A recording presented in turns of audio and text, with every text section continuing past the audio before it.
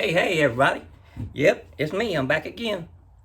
Um, it's cold out here in Alabama. Right now it's 39 degrees, so we're working inside the building. Had some subscribers asking about what happened to the ENC cocoons that I had when I had my ENCs off my website, not for sale. And so today I'm going to show you what happened to them. I've been had to wait for them to hatch out, which I made a short video about that, about them hatching out.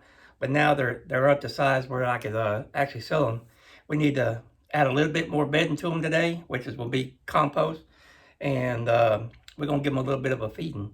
So let me get you situated and get them situated, and I'll put the starter shows on. All right, guys, hang in there with me. We're gonna get you all turned around here. I'm gonna grab this tree right here. Well, I said it was. Grab this tree right here. Get you turned down so you can see the stars of the show, which are right there. There you go. And voila! Here's the first bed of them. Get them turned over. Look at that. These bad boys are ready to sell.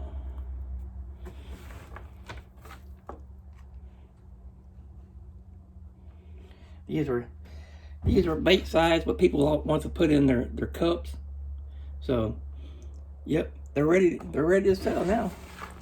I put them. I ain't got but 4 pounds right now. I gotta order some more in spring. I don't like to keep a lot of them on hand because I don't want to take the chance of cross contaminating these ENCs with my pure reds. So I don't keep a lot of them in stock. I'll buy me enough in the spring to what I think I'll sell, and then I'll breed some, and I'll work with cocoons over the spring and summer. But there they are, a beautiful tree, a beautiful tree of big old ENCs. Like I said, we're gonna give them a little bit of compost today, and a small feeding. Give them some new carbon. Now you can see that they like their bed in carbon. They like carbon. They're like African night crawlers. They will eat food scraps and stuff like that. But they primarily like their bedding, and they like worm chow. To get them this big, you have to constantly keep splitting them and feeding them worm chow.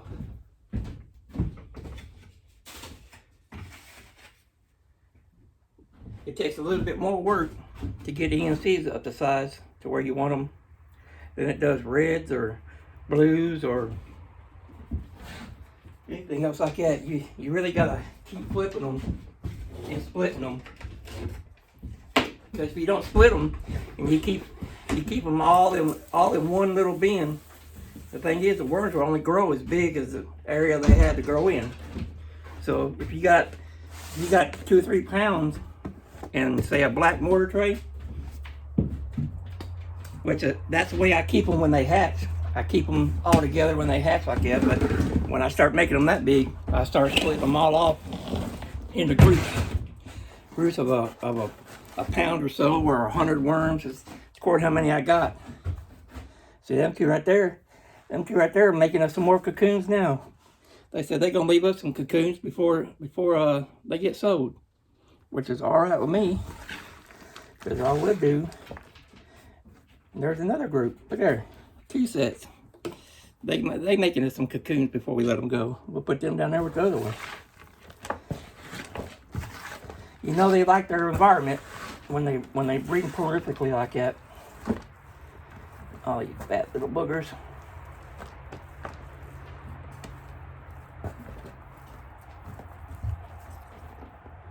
And there we go. Give them some compost.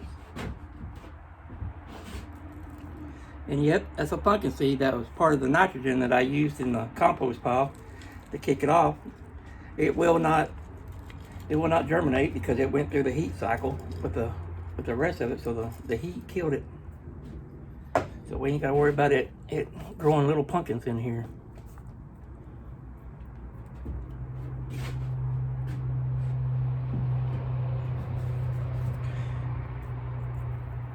But this is about the only way that I have figured out how to make the ENCs large. There may be other ways, and everybody else may have other tricks, but this is the only way I found that I could do it. That's why I don't keep a lot of them around. I generally know what I'm gonna sell during the year, because I sell more of the reds than I do ENCs anyway. So I typically call my supplier and order that amount, and then I'll take that amount, and as they breed, I just pull the cocoons out. Then I deal with that into the spring and fall of the year. Then when people want some over the winter, I'll have them all raised up and ready to go. Let's see what we got in here. Look here, more big worms. Look at it. Every tray, exactly the same size worms.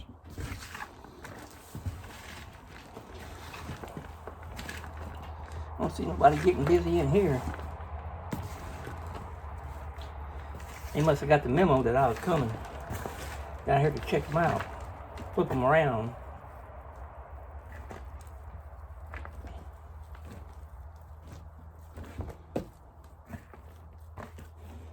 Now this compost I'm giving them now, this will be all that I give them. And then I'll let it sit in there for a couple of weeks. And then I'll harvest them out and give them all new bedding. And if they're as big as these are, these trays will get split again. Because right now I got 1, 2, 3, 4, 5 trays. So the next time I mess with them, I'll split them again, just so they get bigger. So I'll wind up with 10 trays. And hopefully we'll get all them sold over the winter time before it gets too cold to ship them. And then we'll be out of stock again until spring.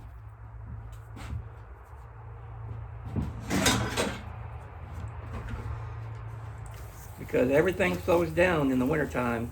The worms slow down composting, they slow down breeding. The only reason these are breeding right now is because they're inside my building and it's 75 degrees in here.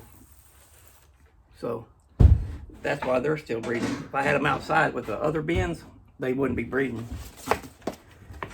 Because everybody slows down in the wintertime.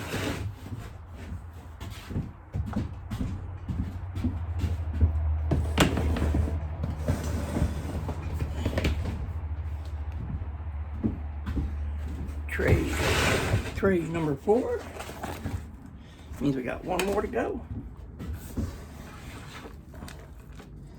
And there you go, same size worms.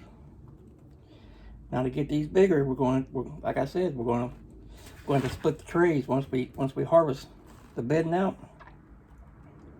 We'll split the trays again, and then we'll get a little bit bigger. And that'll be the last time I split them out. If I still got them, if they're sold by then I won't be splitting them. So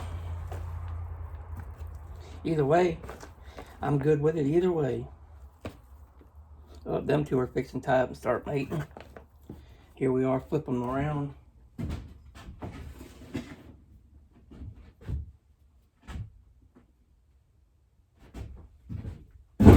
Ouch.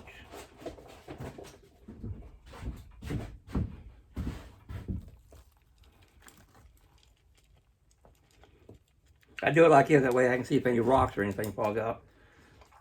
I can pick them out before it makes it to the trommel.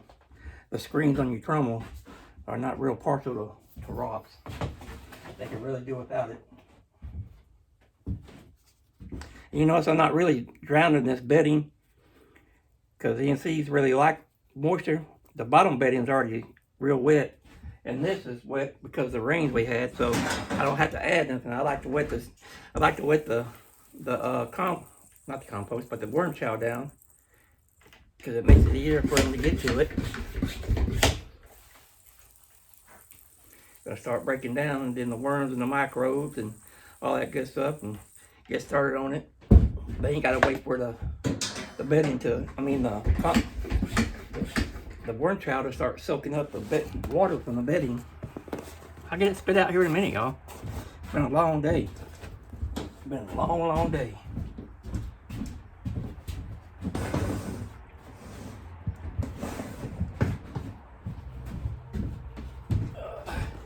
And this is old number 5, last one, until we split again. These were bored, so I put them a piece of newspaper in there so they can catch up on the news. Oh wait, I only got 4 trays. This is already cocooned. That's why that was in there. I see some already hatched in here. They're starting to hatch. Get these cocoons right here. Get that cocoon. So it's usually only got 4 pounds left. You see all the cocoons? So, and there's some that's already started hatching, because there's a juvenile. A little juvenile you can see.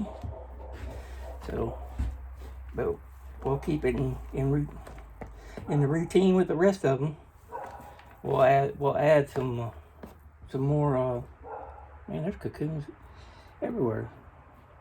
We're gonna add some bedding on top of that, so when they all start hatching out, they'll have something to eat. Now we won't put a worm chow in here, not for them 1 or 2 little worms that we just saw, because what'll happen is it'll go sour, and it'd be stinking, because there's not even enough worms in there to put worm chow in there.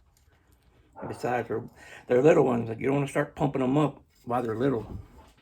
You want to get them about a little bit bigger than juveniles before you start throwing the worm chow to them. Or at least that's the way I do it. It works for me. I'm not telling you that's the best way to do it. I'm just saying that's how I do it. Alright. So there we go, gang. We went through 4 pounds of BNCs. We got a tray of cocoons that we're hatching out for spring. And of course, like I said, I'll get with my supplier and order some more up for what I think I'll sell, because like I said, I don't like keeping them around, because during the summer I have enough going on with the red worms and working, then to constantly keep splitting them, you know. But anywho, that was just a checkup on the cocoons from earlier this year. Now we got cocoons now from when we harvested them all, to split them the first time or second time, because this next time will be the 3rd time. That'll be the last splitting they get, because it'll be down to about 100 worms per tray, not even a pound. So, anyway, this is Bobby New Soil Casting. I appreciate you hanging out with me. And there's the update on the ENC cocoons. They're ready to move out. Got 4 pounds. If you want them, come get them. And we're going to keep saving the soil 1 worm at a time, y'all. All right, we'll talk to y'all in the next video. Bye, guys.